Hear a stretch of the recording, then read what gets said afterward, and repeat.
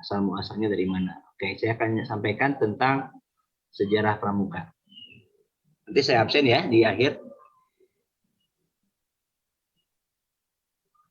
Mudah-mudahan baterainya mencukupi nih, karena ini di tempat di luar, dan mudah-mudahan mencukupi. Hasilnya juga bagus. Baik, kita awali dengan sejarah Pramuka, sejarah Pramuka dunia ya, sejarah Pramuka di dunia. Kelihatan? Sudah kelihatan share screen? Kelihatan ya? Sudah. Baik. Jadi namanya Pramuka kan tidak serta-merta nama Pramuka itu ada kalau tanpa ada sejarah. Oleh karena itu kita perlu mempelajari sejarah. Sejarah itu biasanya orang-orang sejarah itu orang-orang yang sulit untuk move on ya, betul nggak? Betul, Pak. Kenapa sulit untuk move on? Karena selalu mengingat masa lalu gitu ya. Selalu mengingat masa lalu gitu ya. Jadi sulit untuk move on, terus mengingat masa lalu ya. Itu. Jadi katanya si orang sejarah itu orang yang sulit untuk move on karena orangnya ya sulit untuk melupakan ya masa-masa lalu ya. Itu sejarah. Tapi memang itulah orang sejarah ya. Di UPI kan ada jurusan sejarah ya. Di UPI ya. Indonesia Pendidikan Indonesia. Saya banyak teman-teman saya yang dari jurusan sejarah. Jadi sejarah itu ya namanya sejarah kan pasti mempelajari hal-hal yang sudah terlewat. Itu kan sejarah kan? Betul kan? Yang namanya sejarah berarti itu mempelajari sesuatu yang sudah terlampaui sejarah itu. Dan memang sangat luar biasa orang-orang sejarah itu, dia harus kuat hafalannya gitu ya. Kuat hafalannya. Ingatannya, daya ingatnya harus kuat. Dan biasanya hafalan tersebut untuk mempermudah itu setiap orang beda-beda. Ada yang menghafal seperti kuantum. Kuantum itu seperti Anda dulu ya menghafal, kalau dari jurusan IPA mungkin ya. IPA kemudian menghafal unsur-unsur kimia. Anda pernah nggak yang jurusan IPA atau jurusan yang menghafal unsur-unsur kimia ya? Kalium, kalsium, begitulah ya.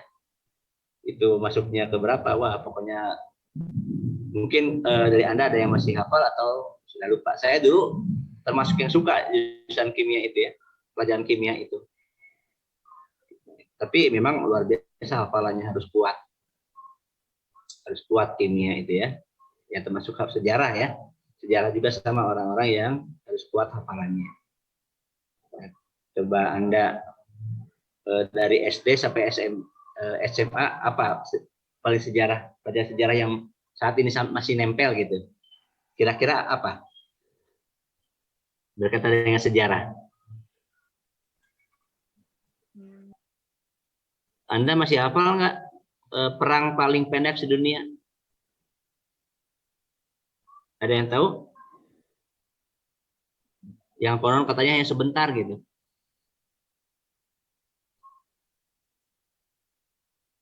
Ada yang tahu? Yang saya tahu itu perang di Diponegoro. Tahun berapa ada yang tahu? Perang di Diponegoro itu setahu saya itu berlangsung hanya setelah maghrib 1825 sampai 1830. Hanya 5 menit ya. Itu untuk menghafalnya. Tetapi yang sebetulnya adalah 1825 sampai 1830. Selama 5 tahun, bukan 5 menit. Ya.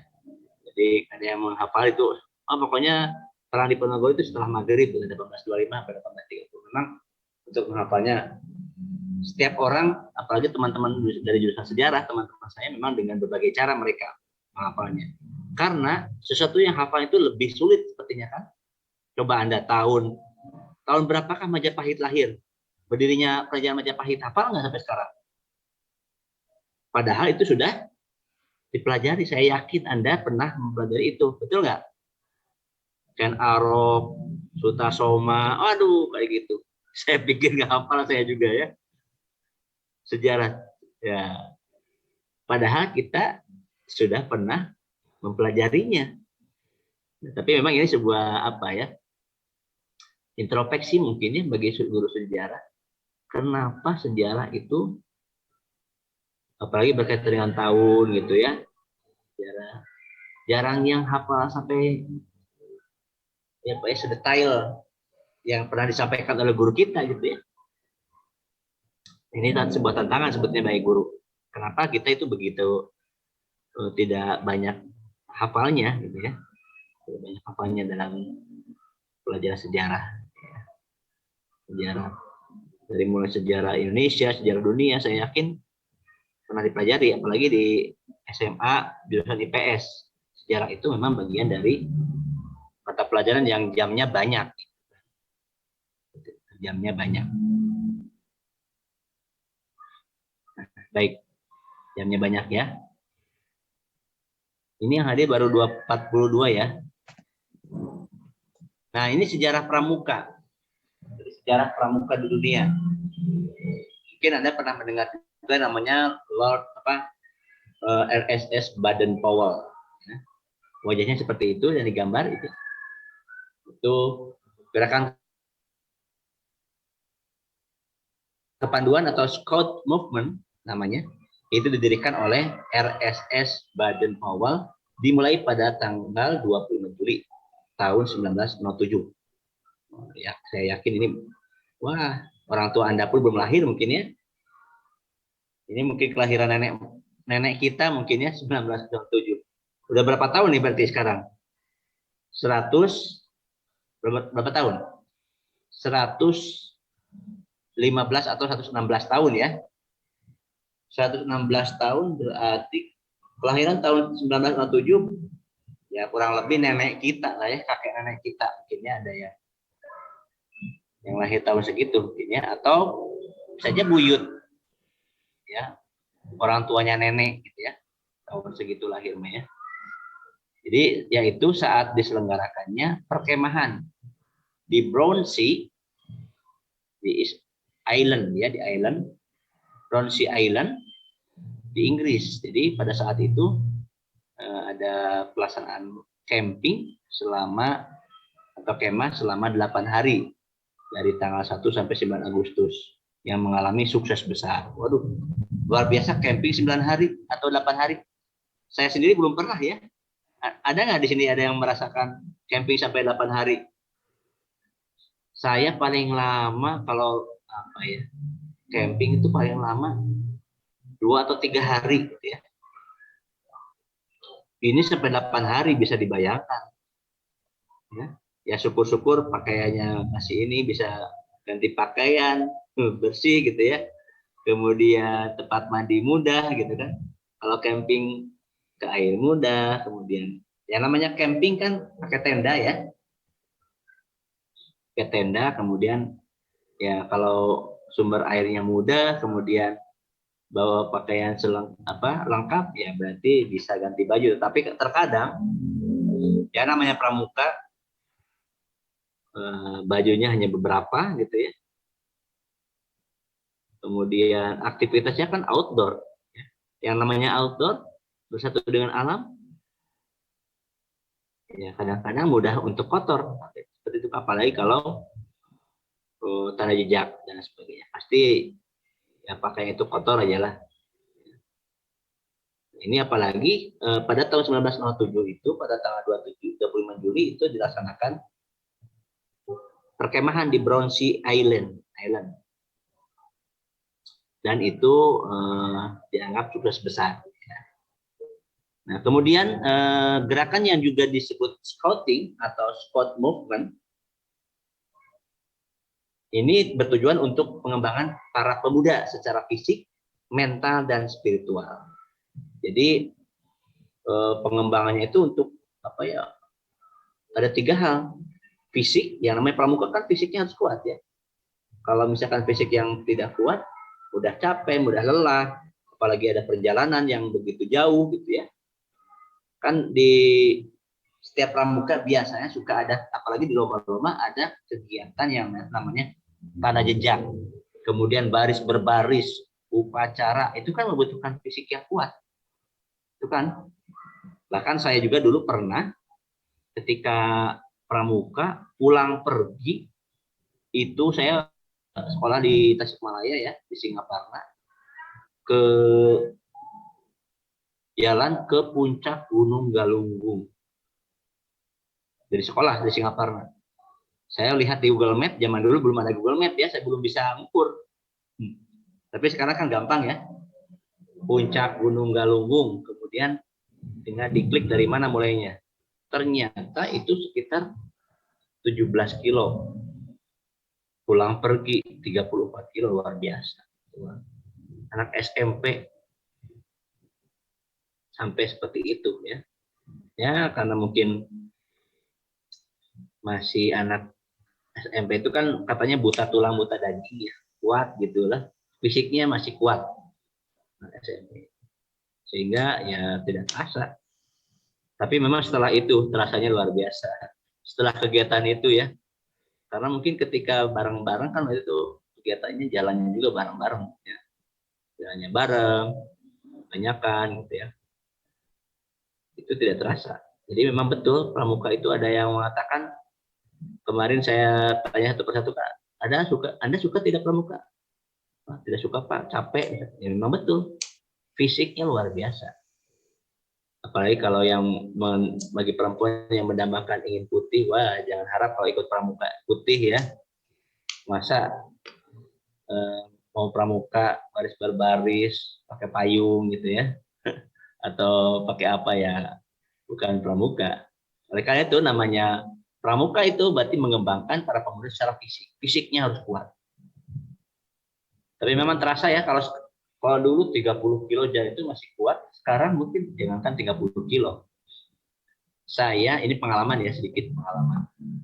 2019 yang lalu saya alhamdulillah dipanggil melaksanakan ibadah haji ya. 2019 itu ibadah haji memang lumayan luar biasa. Untuk tawaf sa'i itu, kalau semakin jauh kan semakin jauh dari Ka'bah kan semakin jaraknya semakin panjang ya, pokoknya 7 putaran. Kalau sa'i sama sih, tapi kalau tawaf semakin jauh dari Ka'bah itu semakin panjang, 7 putaran. Apalagi kalau di tempat yang tertutup ya, tertutup itu putarannya semakin panjang. Itu aja luar biasa. Saya pernah ketika datang, ini sedikit cerita saja ya, nggak apa-apa, berkaitan dengan fisik ya. Karena kan ini pramuka fisik ya. Saya waktu SMP saya sampai 34 kilo kuat, sampai enggak ini gitu ya. Tapi ketika berangkat ke Mekah, ya karena mungkin saya persiapan di tanah airnya tidak terlalu banyak jalan, sehingga pas di sana bengkak. Saya tidak bisa jalan setelah beberapa kali ya. Untungnya alhamdulillahnya itu sebelum wukuf di Arafah. Jadi sebelum wukuf saya pernah sakit beberapa hari. Kemudian ya tapi di kamar saja gitu ya, makan obat karena bengkak kaki dan badan juga lumayan ini gitu ya. Tidak terbiasa mungkin dengan cuaca yang panas gitu ya kalau di Mekah. Nah, ini juga pramuka sama. Jadi pengembangan para pemuda secara fisik. Nah, selain fisik juga mental. Mental kita, mental kuat tidak, mental tahu, mental tempe, mental baja atau gimana nih? Itu pramuka. Apalagi kalau kenaikan tingkat ya, kan ada pelantikan ya. Pelantikan itu kurusukan karena apa? Kurusukan ke sungai gitu kan. Jalan sendirian di tengah malam, kemudian harus menuliskan nama yang sudah meninggal di batu nisan, itu kan mental ya, seperti itunya ya. Bagi mereka yang penakut mungkin ya udah kalah duluan gitu ya. Itu mental. Kemudian spiritual. Nah, Ya karena pramuka itu kan berbau dengan alam. Di pramuka itu tidak boleh kan memotong ranting sembarangan. Itu bagian dari spiritual. Kemudian kita menghayati namanya alam semesta yang Allah ciptakan. Itu kan spiritual. Ya. Makanya gerakan pramuka itu memang fisik, mental, dan spiritual. Fisik, mental, dan spiritual. Memang yang dikembangkannya itu. Kemudian pada tahun 1908, Badan Powell juga menulis buku tentang prinsip dasar kepramukaan. Scouting for Boys. Yang artinya pramuka untuk laki-laki. Jadi ternyata pramuka itu dulu khusus untuk laki-laki, ada untuk perempuan. Tetapi yang paling awal itu didirikannya itu adalah untuk laki-laki dulu. Nah, pada tahun 1912 dengan bantuan adik perempuan Baden Powell bernama Agnes, maka terbentuklah organisasi pramuka untuk perempuan. Jadi jaraknya berapa tahun nih? Untuk laki-laki 1908 ya, untuk ini didirikannya 1997, tapi untuk laki-laki 1908, untuk perempuan 1912 ya, sekitar jaraknya sekitar 4 sampai 5 tahun ya. Baru lahirlah organisasi pramuka untuk perempuan, Girl Guides. Ya, itu dibantu oleh adiknya Baden Powell. Tapi kemudian selanjutnya organisasi pramukaan juga perempuan ini pun dilanjutkan oleh istri Baden Powell, istrinya ya. Jadi suami istri aktif di pramukaan. Kemudian di tahun 1916 didirikanlah kelompok pramuka siaga dengan nama CUB. Wah, katanya anak serigala. Siaga itu kan pramuka, tingkatan pramuka paling rendah ya. Siaga, penggalang, pandega ya. Siaga itu untuk anak SD kan. Saya juga pernah dulu ya. Untuk siaga sampai kelas 6 dulu. Siaga. Untuk lomba tingkat 1, lomba tingkat 2, LT1, LT2 gitu ya. Kalau nggak salah LT1 itu tingkat kecamatan, LT2 itu tingkat kabupaten. Gitu ya. Itu di tahun 1916 didirikanlah kelompok pramuka siaga dengan nama CUB, anak serigala. Kemudian tahun 1920 juga merupakan tahun yang sangat berpengaruh dalam sejarah pramuka, di mana untuk pertama kalinya diadakan jambore di dunia. Jadi 1920 itu diadakan jambore pertama. Dewan Internasional Pramuka yang beranggotakan 9 orang, biro dan biro pusat di London, Biro Pramuka Putra Dunia memiliki 5 kantor wilayah. Itu Costa Rica, Mesir, Filipina, Swiss, dan Nigeria. Ada 5 ini ya, termasuk Filipina, berarti termasuk yang maju berarti ya pramukanya dibanding dengan Indonesia ya. Karena ini Filipina kan negara Asia Tenggara kan, ASEAN, Filipina. Jadi ini ada Dewan Internasional Pramuka. Seharusnya ini Filipina lebih maju dibanding negara-negara lain di Asia Tenggara ini berkaitan dengan pramukanya, karena bagian dari 9 orang biro atau biro pusat ya. Selanjutnya untuk putri memiliki 5 kantor pusat yang sekretariatnya yaitu di London dan biro kantor wilayah di Amerika Latin, Arab, Asia Pasifik, dan Eropa. Itu untuk putri ya. Tapi untuk Arab nih saya nggak tahu nih pramukanya seperti apa. Apalagi zaman dulu ya. Arab itu kan perempuannya itu zaman dulu itu kan pakai niqab gitu ya. Bahkan sekarang juga masih banyak ya kalau saya lihat.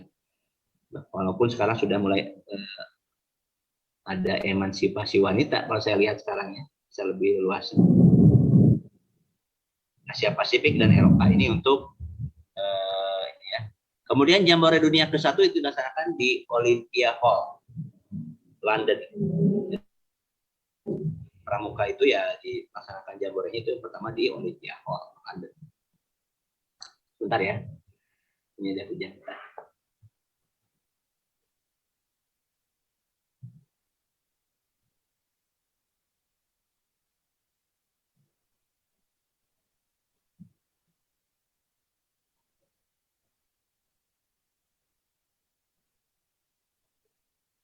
Baik, kita lanjutkan.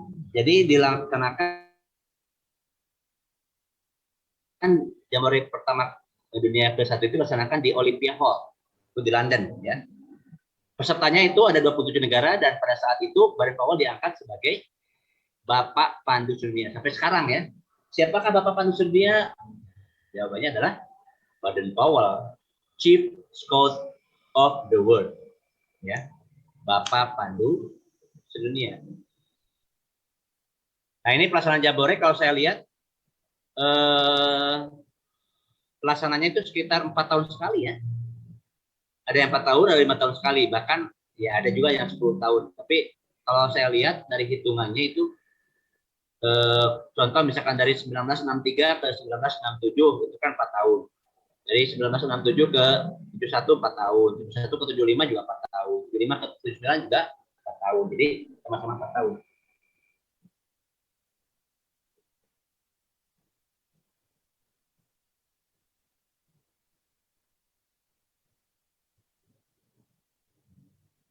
Ya, seperti itu ya.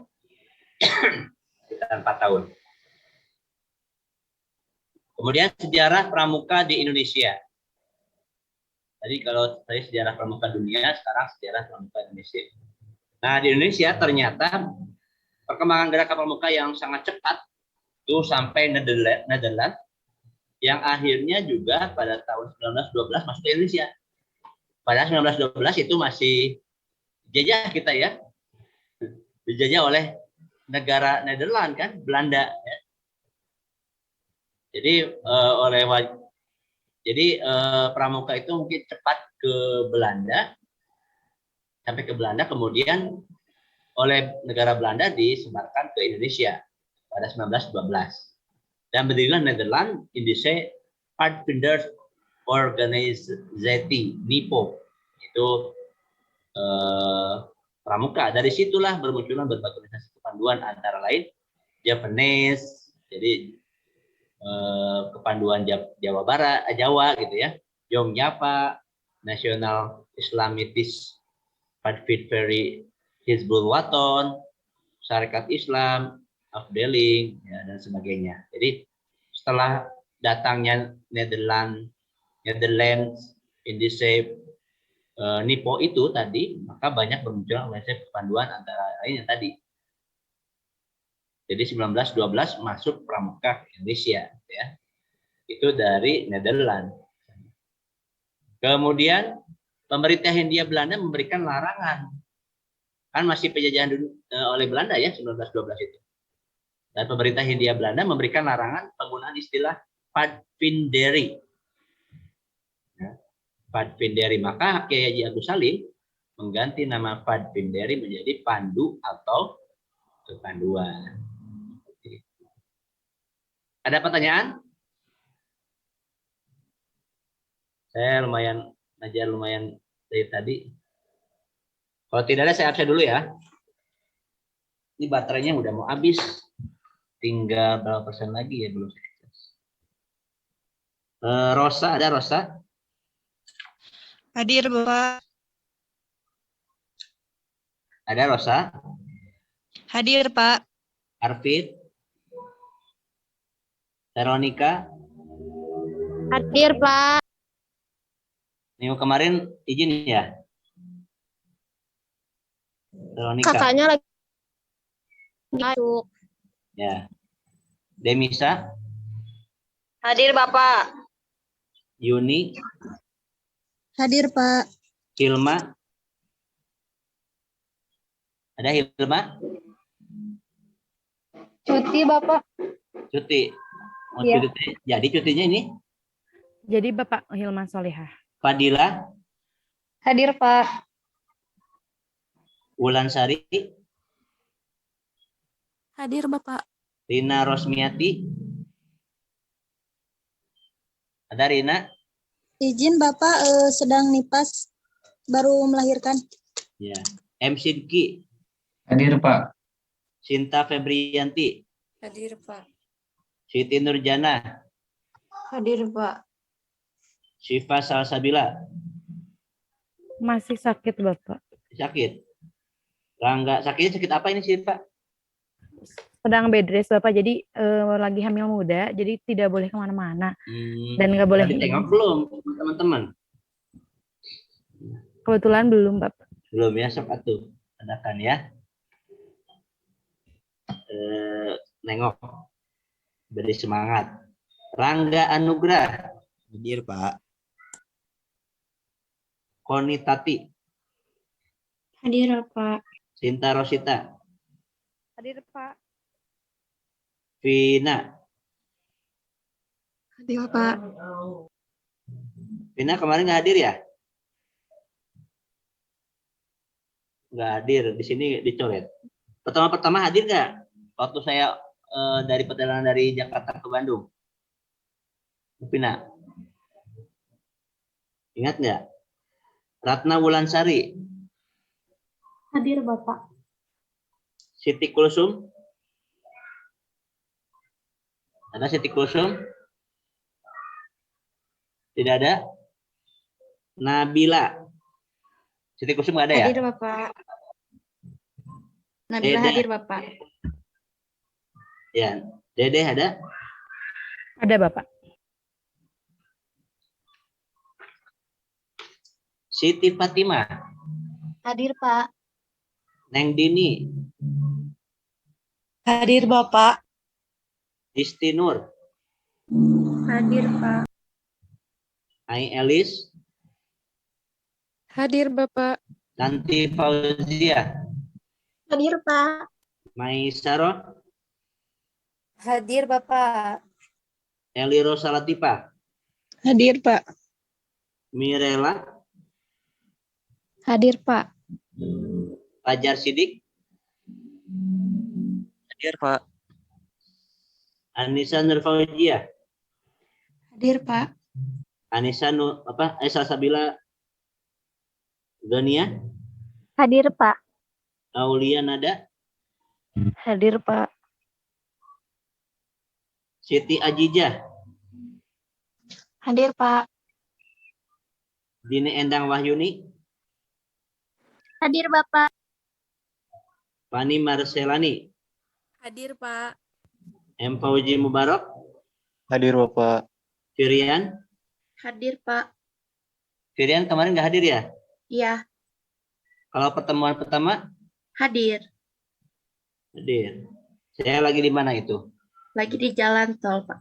Oh iya, tahu berarti ya. Susanti. Hadir, Bapak. Gaya Sobari. Hadir, Pak. Iwan Hilmansah. Iwan hadir, Pak. Ai Firiani. Ai ada? Pindah kelas Bapak. Nah, kelas kemana?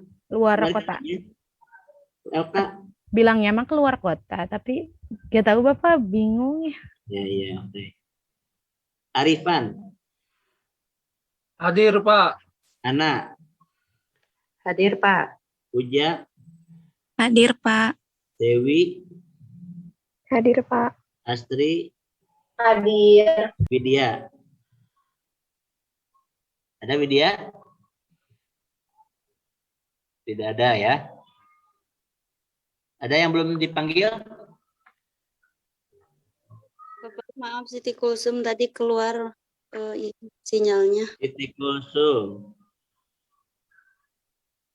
Oh ya. Siapa lagi? Baik, sebelum diakhiri dipoto dulu ya. Baterainya mau habis nih saya laptopnya. Baik Udah Pak. ini. Ya. Tolong dinyalakan dulu kameranya, mau saya foto.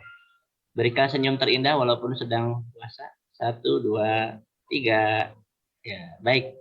Terima kasih, itu saja mungkin ya. Mohon maaf ini karena baterainya mau habis nih di laptopnya. Kasih. Assalamualaikum warahmatullahi wabarakatuh. Waalaikumsalam. Wabarakatuh. Hatur nuhun Bapak. Nuhun, Pak. Hatur nuhun.